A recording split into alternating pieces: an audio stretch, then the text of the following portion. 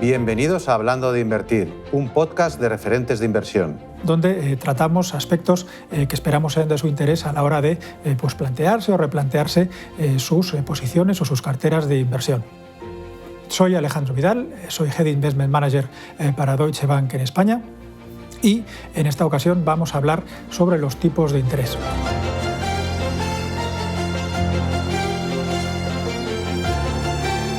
Por poner un poquito en contexto, venimos de encadenar dos situaciones que han sido realmente anómalas a lo largo de los últimos años.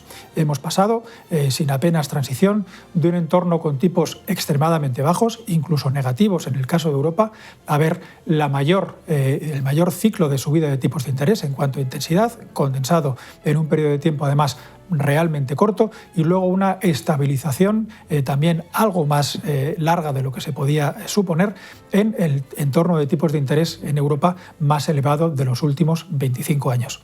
Por si esto no fuese suficiente, todo parece indicar que inminentemente nos vamos a enfrentar a un nuevo cambio en el entorno de los tipos de interés. Todo parece indicar que muy próximamente el Banco Central Europeo va a iniciar el camino contrario, el camino de la bajada de los tipos de interés para buscar niveles algo más acomodaticios, niveles de tipos algo más bajos. Todo ello va a depender de cómo se comporten coordinadamente el crecimiento económico y la inflación. En definitiva, palancas todas ellas que van a ser muy relevantes a la hora de tanto analizar nuestra posición financiera actual, y no hablo solamente de las carteras de inversión, porque los tipos de interés, como vamos a ver a lo largo de este podcast, afectan a prácticamente todos los aspectos de nuestra vida financiera, sino también a replantear cómo va a ser ese entorno financiero y esas carteras de inversión de aquí en adelante. Y para tratar todos estos temas, hoy me acompaña Paulo Barrio, que es gestor de carteras para Deutsche Bank en España. ¿Qué tal estás, Paulo? ¿Qué tal, Alejandro? Muy bien, gracias por invitarme. Es un placer tenerte aquí. Y bueno, como además sé que eres un fiel seguidor de nuestros podcasts, sabes que empezamos con un bloque fijo de preguntas. Y sin más, pues voy con ellas. La primera pregunta es: ¿cómo te definirías como inversor si tuvieses que hacerlo con una sola palabra? Bueno, yo es que soy un inversor profesional. A mí me pagan por hacer esto, ¿no? Y yo llevo un proceso que es estructurado, sistemático, consistente, así que profesional, vamos, digamos. ¿Alguna figura inspiradora para ti? ¿Tienes algún, valga la redundancia, referente de inversión? Pues mira, hay un par de autores que fueron, digamos, parte de los padres del behavioral finance, que a mí realmente me han marcado. Me han marcado porque al final todos tenemos sesgos, todos los inversores tenemos sesgos, y si los conoces, tus decisiones van a ser muchísimo más racionales, ¿no? Y estoy hablando de David Kahneman y Amos Tversky. ¿Vale? Y la tercera pregunta es: ¿algún texto, alguna pieza, algún libro que te haya ayudado a formarte ese sesgo? Mira, tiene un libro, David Kahneman, que se llama Piensa rápido, piensa despacio, que explica todos estos sesgos que tenemos, todas esas, digamos, errores cognitivos, que se puede decir, y que creo que puede ser muy interesante para cualquier inversor. Darse cuenta de que no somos tan racionales como pensábamos. Muy interesante, muchas gracias por tus respuestas y por tu concreción. Y sin más, vamos a entrar en materia. Y lo primero, aunque ya lo he hecho en la introducción, me gustaría que profundizásemos un poco más en pintar el entorno, ¿no? El dónde estamos en cuestión de tipos de interés, si estos niveles del 4,5% en Europa que bueno, nos han sorprendido y en algunos casos pues nos han incluso llegado a dañar, son habituales, no son habituales. Es decir, ponnos un poquito en contexto de dónde estamos y de dónde venimos. Pues yo creo que antes lo has dicho muy bien. La crisis financiera del 2008 marcó un antes y un después en las respuestas de los bancos centrales, ¿vale?, en lo que son las economías, y lo vimos. Hemos estado durante mucho tiempo con tipos de interés muy bajos, incluso negativos, como has señalado, pero luego pasó el COVID, empezaron a explosionar la inflación y los bancos centrales se vieron en la obligación de empezar a subir tipos de interés, porque ya sabéis que uno de los principales mandatos de los bancos centrales es el control de precios y dar estabilidad a los precios, ¿no?, que es algo muy importante para la economía y para los crecimientos sostenibles, ¿no? Con el COVID y la inflación tuvieron que cambiar el paradigma, tuvieron que empezar a subir tipos de interés, y se crearon estos dos shocks que hemos visto, ¿no? En los últimos años. Y ahora estamos en un entorno que parece que es más normal, ¿no? Tiene sentido que los tipos de interés existan, ¿no? No tiene sentido tipos de interés negativos. La economía, al final, piensa que los tipos de interés es el coste del dinero, el precio del dinero. Si yo me dedico a pedir prestado y resulta que gano dinero por pedir prestado, que es un poco lo que ha estado pasando a muchos gobiernos europeos durante los últimos años, que emitían con tipos de interés negativos, y eso significa que yo te presto 100 y yo dentro de 2 años te voy a devolver 98. Pues es normal que eso ya no pase y que no sea así y que los tipos de interés se vuelvan a normalizar. Y no nos olvidemos lo que es de forma histórica, los tipos de interés actuales, aunque pensemos que han subido mucho, a nivel histórico son unos tipos de interés bajo, acomodaticios, si lo comparamos con décadas anteriores. Es interesante lo que dices y te voy a hacer una pregunta a lo mejor un poco más desafiante, pero que seguro que muchos de nuestros oyentes se la plantean. Es decir, oye, los bancos centrales son los malos de la película, nos hacen esto para fastidiarnos, porque tú me dices, oye, al final el tipo de interés es el coste del dinero. Dices, oye, pues pónmelo barato, ¿no? Pónmelo bien. Sí. Lo cierto es que no son los malos, todo lo contrario. Los bancos centrales deberían de ser los buenos, porque al final la principal función de los bancos centrales es intentar dar una estabilidad en los precios. Tú imagínate si vives en un mundo donde la inflación está disparada y que cada mes los precios suben, se hace inviable el crecimiento, se hace inviable el desarrollo, el ahorro, se hace todo muy difícil, ¿no? Entonces, los bancos centrales han nacido para intentar dar un poco de estabilidad a esos precios, ¿no? Y que se pueda crear una economía, digamos, ordenada. Y eso es lo que intentan y es lo que pretenden.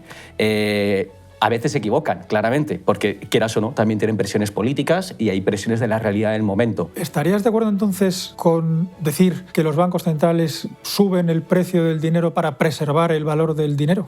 Efectivamente. De hecho, lo que hacen es subir el precio del dinero para preservar el valor del resto de activos y que los restos de activos sean funcionales, me refiero, que la economía pueda funcionar. Con una inflación disparada es imposible. Más cosas que se me ocurren, Paulo. Siempre lo que sale en el telediario, lo que estamos hablando, y el tipo de interés al 4,5%, siempre es el tipo de interés a un año. Es como un poco la referencia del tipo de interés, y oye, es convencional y está muy bien. Pero no existe solamente el tipo de interés a un año. Yo puedo pedir prestado o prestar desde un día hasta, pues algunos emisores llegan a emitir deuda hasta 100 años o incluso deuda perpetua, con lo cual, ¿cuántos tipos de interés existen? Claro, es muy buena pregunta. Para empezar, tienes un tipo de interés por cada día, se podría decir, ¿no? No es lo mismo pedir prestado un día que 20 días, que 30 días, como bien has señalado. Los bancos centrales marcan el tipo de interés de un día, ¿vale? Del día de hoy. Y las expectativas de tipos son las que marcan el coste del dinero a lo largo del plazo del tiempo. ¿Cómo se llama eso? ¿Cómo pintas eso? Esa es la curva de tipos. Y además es lo que digo, que cada día tiene un coste diferente y no solamente eso, sino que cada emisor, cada persona, cada agente económico tiene su propia curva de tipos. ¿Por qué? Porque por un lado tienes, digamos, los activos libres de riesgo, que en economía se suele utilizar como referencia las deudas soberanas de los países desarrollados, pero luego además tienes que tener el coste de cada uno de los individuos económicos que hay. ¿Son las primas de riesgo? ¿Son los diferenciales? Las primas, efectivamente, las primas de riesgo. Alejandro Vidal no tiene el mismo riesgo de impago que Paulo Barrio.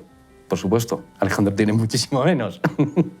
Y es así. Y cada empresa y cada Estado tiene su propio coste de financiación, ¿vale? Y marca una curva de tipos. Tanto el inversor más avezado como aquel oyente que es la primera vez que oye el concepto curva de tipos de interés. ¿Esto para qué sirve? O tú, en tu quehacer diario como profesional que te has definido, ¿qué importancia le das a esa curva de tipos? Para mí es fundamental. Para mí creo que es la piedra angular de la economía, ¿vale? Porque no solamente afecta a toda valoración de todo tipo de activos, ¿vale?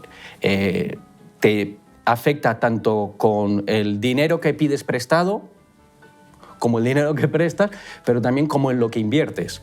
Una empresa, por ejemplo, no solamente emite deuda para coger dinero prestado y meter en sus activos, sino que además tiene un circulante, tiene una actividad circulante. Esa actividad circulante también está afectada por los tipos de interés, ¿vale? Pero es que no solamente eso, sino que el propio crecimiento orgánico que pueda tener una empresa debido a sus beneficios, también está afectado por un tipo de interés.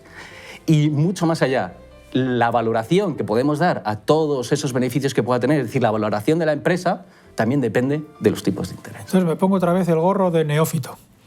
Intuitivamente, si me hablas que cada persona tiene un riesgo y además están los propios tipos de interés y que el tiempo evidentemente afecta, a mí intuitivamente me saldría a decir que prestarte a 10 años es más incierto que prestarte a 6 meses, cosa que significa que debería pedirte más dinero por prestarte dinero a 10 años que por prestarte dinero a 6 meses.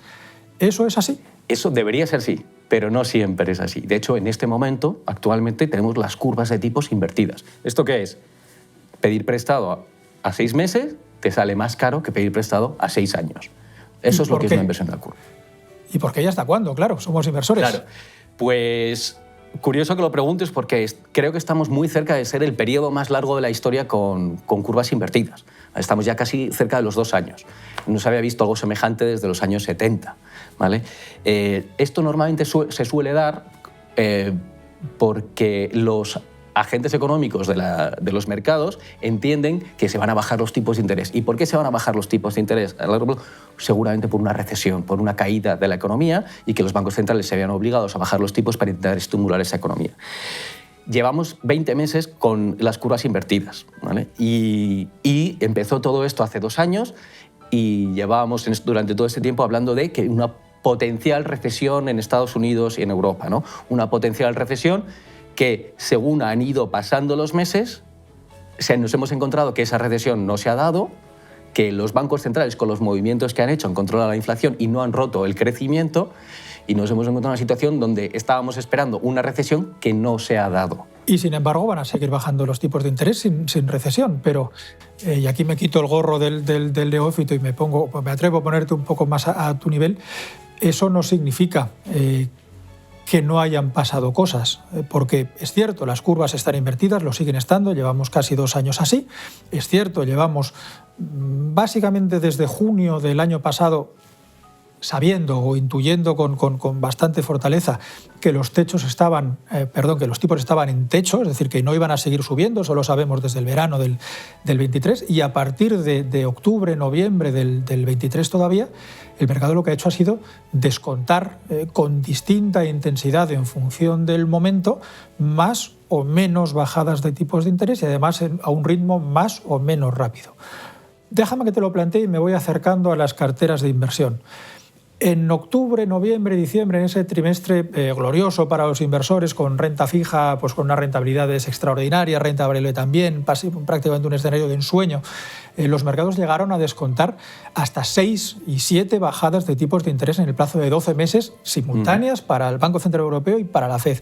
Ahora mismo, si cojo a esos mismos operadores de mercado, como tú y como yo, exactamente la misma persona opina que ya no son 6 o 7. Que son 2 o 3 y en algunos casos, si me apuras y ya me metes el principio del 2025, hasta 4. ¿Es habitual, primero, que se bajen los tipos de interés sin necesidad que haya una recesión, que es lo que nos ha traído a esta pregunta, y 2, que pueda haber tantísima variación en cuanto a la opinión del mercado sobre lo que va a pasar? Es lo más normal. Y además, las expectativas de tipos de interés, como bien sabes, cambian todos los días cambian. Igual que el tipo que marca el Banco Central Europeo o la FED, cambian cuando ellos deciden, las expectativas cambian todos los días. A final del año pasado nos encontramos que las expectativas era que iban a bajar los tipos de interés y muy rápido, lo cual hizo que corriese muchísimo la renta fija y la renta variable. Vimos cómo ha funcionado la renta variable.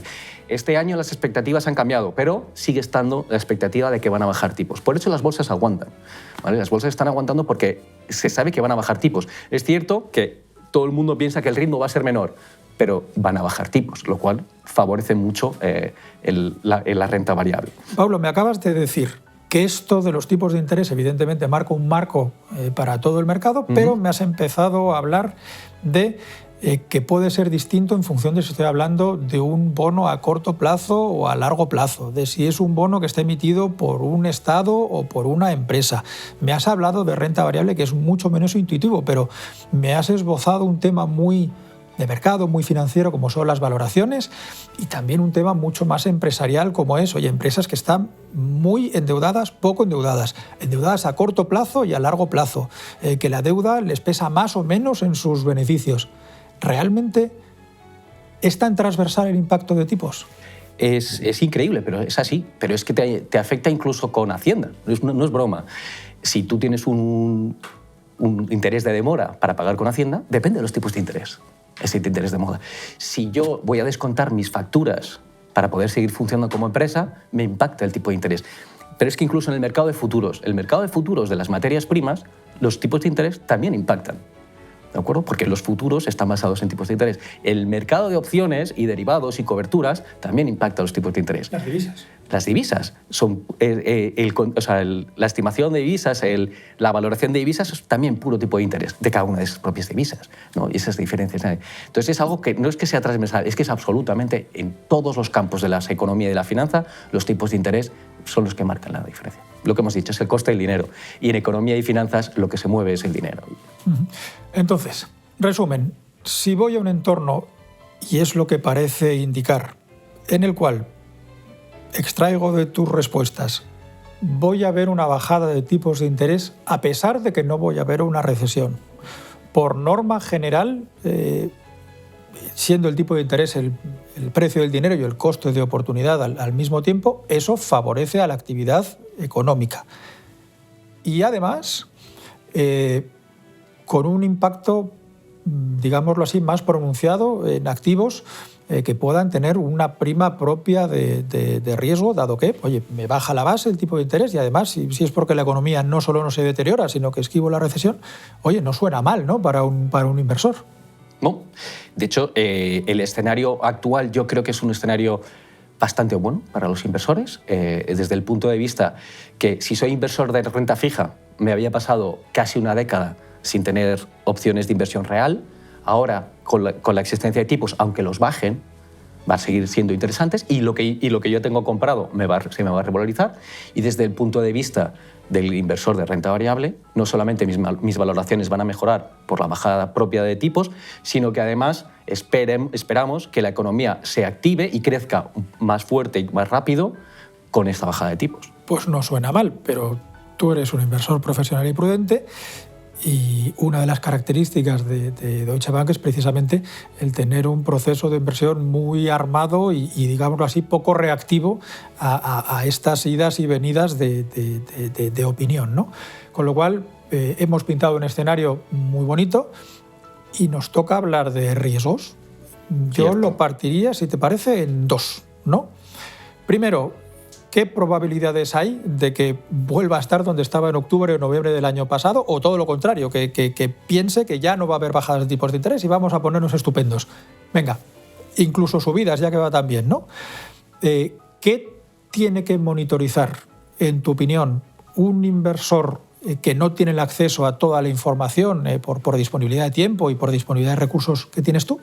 ¿Cuáles serían los escenarios o los datos que tenemos que seguir para saber si estamos en lo cierto o no? Es decir, ¿qué mueve a los bancos centrales a mover los tipos de interés?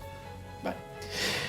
Te comento, cada banco central en el fondo tiene mandatos diferentes, ¿de acuerdo? En el caso de Europa, el mandato principal es la estabilidad de precios. En el caso de Estados Unidos tiene un mandato dual, que es crecimiento económico y estabilidad de precios. Según qué lado del Atlántico estés mirando, deberías de fijarte más en una cosa o en otra, ¿vale? En el Banco Central Europeo están más preocupados por el tema de la inflación, ¿de acuerdo? Entonces, el indicador que más tendrías que mirar para ver cómo se va a comportar la curva de tipos o cómo va a actuar el Banco Central son los niveles de inflación, ¿vale? De hecho, lo está diciendo el Banco Lagarde, lo dice claramente, que ellos están tomando las decisiones mirando los datos, y los datos que miran son los de inflación sobre todo, ¿de acuerdo? Y en el caso de Estados Unidos, con ese mandato dual, es casi más importante mirar el dato de empleo. El dato de empleo y las horas trabajadas y el coste de hora trabajada, porque eso al final también traslada directamente en inflación, ¿vale? Entonces serían esos dos parámetros los que me estaría fijando para ver cuándo van a actuar los bancos centrales. De todas formas, los bancos centrales, como veis, lo que quieren es estabilidad, se dedican a vocear, pegan gritos cuando van a hacer las bajadas. Lo que el mercado intenta estimar, porque el mercado lo intenta hacer, es adelantarse a ese movimiento y lo intenta hacer antes de que vaya a ejecutarse esa bajada de tipos. Y lo que no te dicen nunca los bancos centrales, y es la gran incógnita del mercado, no es si suben o bajan, porque eso lo vocean, sino es la rapidez del movimiento. Todo el mundo sabíamos que se iban a subir los tipos de interés en el 2022 porque nos lo estuvieron voceando. Lo que nadie esperaba era el ritmo, la velocidad en que se hizo, porque eso fue por cuestión de cómo estaban los datos. Pues me has enfadado un poco, Pablo. Porque primero me has dicho que puede no ser malo que me suban la hipoteca y ahora me acabas de decir que puede ser bueno que no me suban el sueldo. Y esto merece una explicación detallada. Hemos oído 50 veces hablar de los efectos de segunda ronda, que es lo que estás describiendo. Con lo cual, antes de que te expulse de mi podcast, por favor, explícanos qué son los efectos de segunda ronda. Bueno, sabéis que al final los precios, ¿no? Los precios de las cosas están afectados no solamente por cuestiones directas, sino por cuestiones indirectas, ¿no? De acuerdo. Al final, los precios suelen ser una cuestión de oferta y demanda, ¿no? Que se encaje la oferta y la demanda. Si aumenta mucho la demanda, pues entonces los precios subirán. Si aumenta mucho la oferta, los precios bajarán. Si, digamos, la masa salarial, la gente tiene más dinero disponible, probablemente empiecen a aumentar el consumo. Si ese consumo se dirige hacia los mismos bienes, como vemos, aumenta la demanda, sube el precio. Si todos tenemos más dinero disponible, probablemente lo destinemos a otro cierto tipo de cosas, sobre todo si no lo destinamos solo a ahorro, y crearemos pues eso, que los precios suban. Si lo dedicamos al ahorro, ese ahorro se invertirá en ciertos activos y hará que esos activos tengan más demanda y suban los precios. De hecho, lo hemos visto, hemos tenido subidas de tipos de interés y no hemos tenido bajadas de precios en la vivienda. ¿Por qué ha sido esto? Bueno, pues los efectos de segunda ronda que he estado aquí, ¿no? Entonces, es más complejo, ¿no? Los bancos centrales ya no solo fijan el precio del dinero, sino que a través del coste de oportunidad lo que consiguen es canalizar ese mismo dinero hacia un punto u otro de la economía sin generar desequilibrios. Sí, de hecho, hacen muchas más cosas, ¿vale? Los bancos centrales no solamente controlan el coste del dinero, también determinan el volumen de la masa monetaria y a través de si hay más dinero en circulación o menos dinero en circulación, también eso influye a la hora de... Muy bien.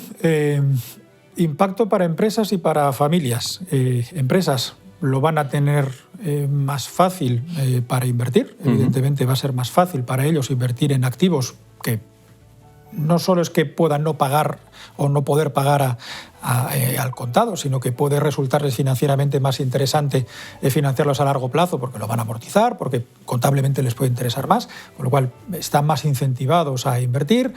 Y las familias, con este equilibrio salarial que hemos dicho para que no se vean frenadas las bajadas de tipos de interés, en principio también les resulta más fácil consumir y las que ya están apalancadas tienen más renta disponible. Sería un poquito el enfoque. Y para el inversor, en principio no pinta mal, pero con cuidado por posibles desequilibrios y con posibles sobrereacciones de vender la piel del oso antes de cazarlo, porque ahora mismo estamos pensando esto y podemos pensar lo contrario. ¿Qué estás haciendo entonces en una cartera de inversión? Lo primero, comentaros que al final los inversores lo que estamos haciendo es intentar predecir o ver qué va a pasar en el futuro. Siempre estamos mirando hacia el futuro. Todos sabemos que el futuro es incierto y que nadie sabe exactamente lo que va a pasar. Y otra cosa que me ha dado la historia y la experiencia es que normalmente cuando hablas de lo que va a pasar mañana, te equivocas, ¿vale? Te sueles equivocar. Entonces, cuando uno invierte e intenta descifrar cómo va a ser el futuro, tenemos que hacer dos cosas. Uno es marcarte escenarios y asignar las probabilidades de que se puedan dar. Y la otra es saber que te puedes equivocar, ¿vale? Al saber que te puedes equivocar, lo que tienes que hacer es diversificar. Y diversificar no significa tenerlo en muchas cositas, no, significa tenerlo las inversiones puestas de tal forma que si el escenario que tú piensas no se cumpla, la otra parte te pueda amortiguar. ¿De acuerdo? Y eso es lo que se llama jugar con la incertidumbre para un comportamiento consistente de las carteras. Nosotros tenemos un escenario central que es en el que tenemos nuestra apuesta principal y luego realizamos coberturas a través de inversiones en otros activos donde creemos que si nos equivocamos esto irá bien. ¿De acuerdo? Y lo hacemos con un montón de escenarios, no solo con uno único. Y una última pregunta. ¿Cómo reaccionaría una misma bajada o subida de tipos de interés una empresa de un perfil pues como las grandes tecnológicas que todos tenemos en la cabeza y al mismo tiempo una compañía pues más mundana, más de valor, más ligada al ciclo, como por ejemplo pues una eléctrica. Vale, lo primero que comentaros es que lo de los tipos de interés es tan importante en las valoraciones que te puede dar el caso que con una bajada de tipo de interés, es decir, las empresas, lo que estábamos hablando, cada uno tiene su coste de financiación, ¿no? Lo que le cuesta el dinero, y lo que intentan siempre es conseguir reinvertir ese dinero que le han prestado de alguna forma en algo que le genere mayor dinero que el coste de la deuda. Obvio, ¿no? Todo el mundo quiere hacer eso. Entonces te puedes encontrar en el caso de que en un proyecto, una empresa tenga un proyecto para invertir y no lo haga, ¿de acuerdo? Porque el coste de financiación les sale más caro que la rentabilidad. Pero bajas los tipos de interés y esa misma empresa que no iba a hacer ese negocio lo hace. ¿Por qué? Porque entonces ya sí les sale el interés.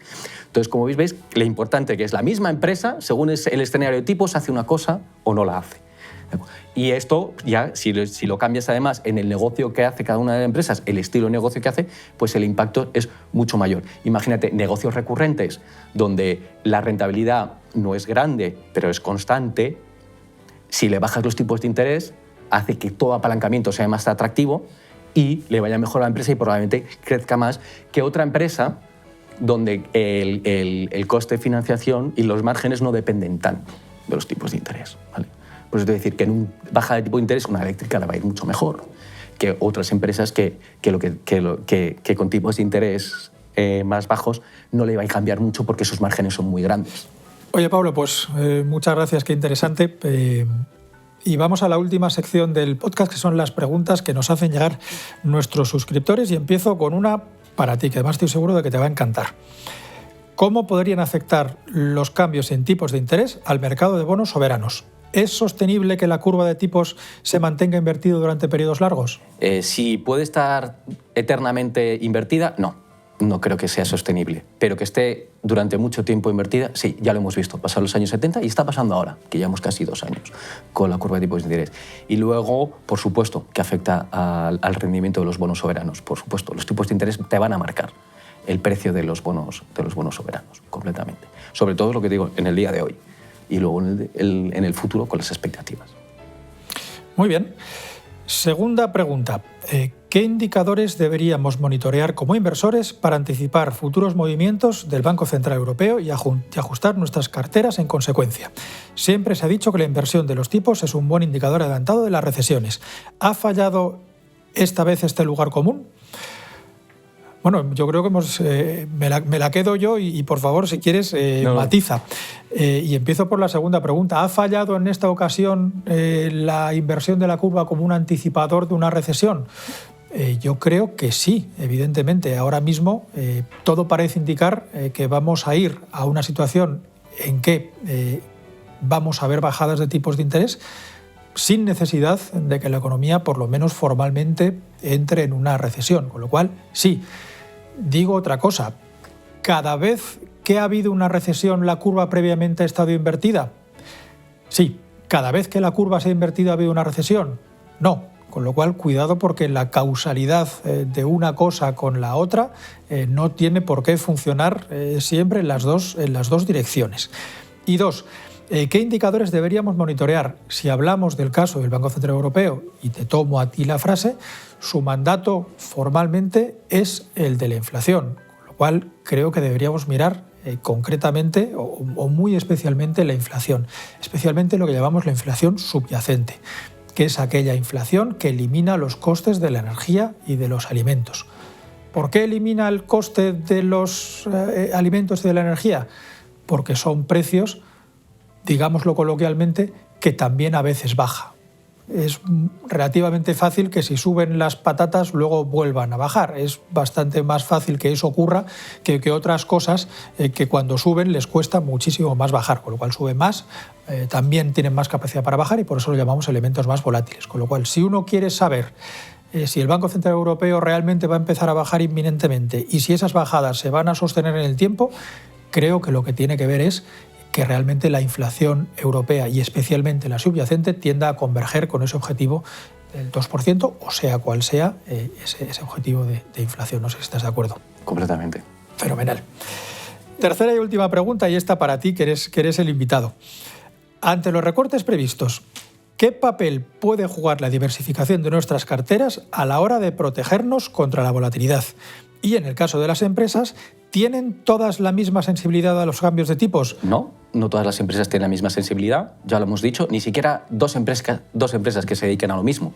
Es que iba a decir que ni siquiera dos personas, ¿vale? Porque no solamente tiene que ver con tu riesgo de impago, la capacidad que tú tienes de generar dinero y puedas pagar el dinero que te han prestado, sino también tiene que ver con simplemente el hecho de tu coste de oportunidad, ¿vale? Una misma empresa que se dedica a las mismas cosas, tienen dos costes de oportunidad diferentes y los tipos de interés mueven esos costes de oportunidad de cada una de ellas y lo hacen de forma diferente. Es fundamental la diversificación, por lo que hemos comentado. Estamos intentando plantear cómo es el mundo, hemos intentado dibujarlo, es nuestra hipótesis central, invertimos de esa forma y sabemos que nos podemos equivocar. No, sabemos que nos vamos a equivocar porque el futuro es incierto y la única forma de conseguir poderte mover en un mundo incierto es tener diversificación. Vamos, lo que siempre nos han dicho, no pongas todos los huevos en la misma cesta, ¿sabes? Perfecto, pues las damos por contestadas. Paulo, muchísimas gracias por acompañarnos en el día de hoy. Ha sido, pues, en mi opinión, interesantísimo escucharte y poner un poquito en contexto todo lo que está pasando. Muchísimas gracias. Muchas gracias a ti. Referentes de inversión. Descubre más contenido en referentesdeinversión.es.